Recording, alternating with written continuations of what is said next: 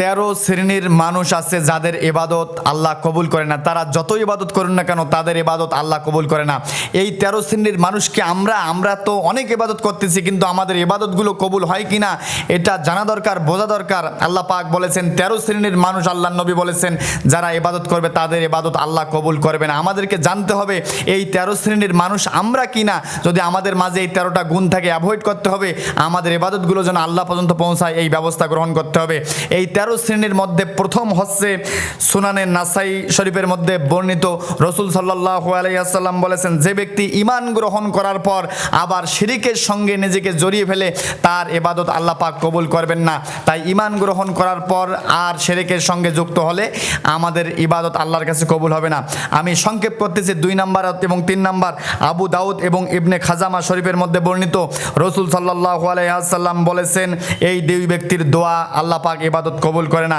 যে ব্যক্তি সালাত আদায় করে অপবিত্র অবস্থায়, সালাত কবুল হওয়ার জন্য পূর্ব শর্ত হলো পবিত্রতা। পবিত্র অবস্থায় যারা সালাত আদায়, অপবিত্র অবস্থায় যারা সালাত আদায় করে তাদের সালাত আল্লাহ পাক কবুল করবে না।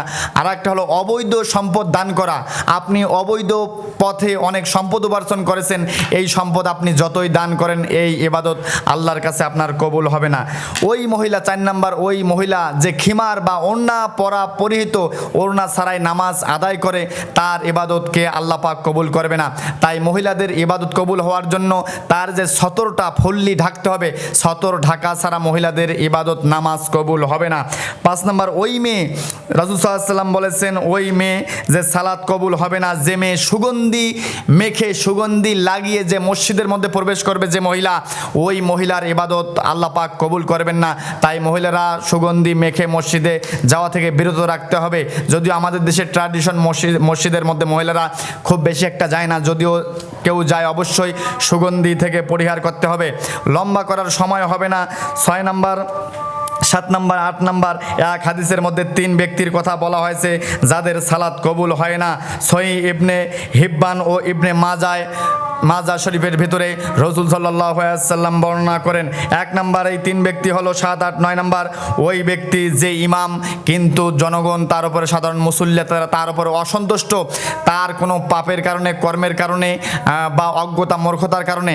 যদিও আমাদের সমাজের ট্র্যাডিশন ইমামরা একটু ভুল করলে ইমামের শত্রুর কোনো অভাব হয় না, এই কারণে না, ন্যায়সঙ্গত কারণে মুসল্লিরা যদি ইমামের উপরে অসন্তুষ্ট থাকে তাহলে ওই ইমামের পেছনে নামাজ হবে না, তাদের ইবাদত আল্লাহর কাছে কবুল হবে না।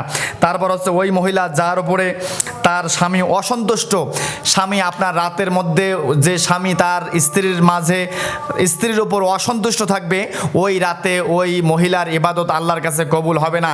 তাই স্বামী যদি অসন্তুষ্ট থাকে আপনার ইবাদত কবুল হবে না, এই বিষয়টা 8 নাম্বার এটা। 9 নাম্বার, ওই গোলাম বা কৃতদাস যে তার মালিক থেকে পালিয়ে যায়।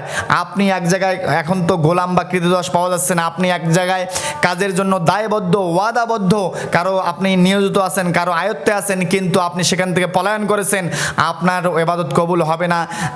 দাসীরা যখন মালিকের কাছ থেকে পলায়ন করে তার ইবাদত আল্লাহর কাছে কবুল হয় না। 9 নাম্বার, মদিনা শরীফে যে ফাসাদ সৃষ্টি করে, দাজ্জালের এই ফিতনার যুগে কিয়ামতের আগে সব জায়গায় পাপাচার ফিতনায় পরিপূর্ণ হবে।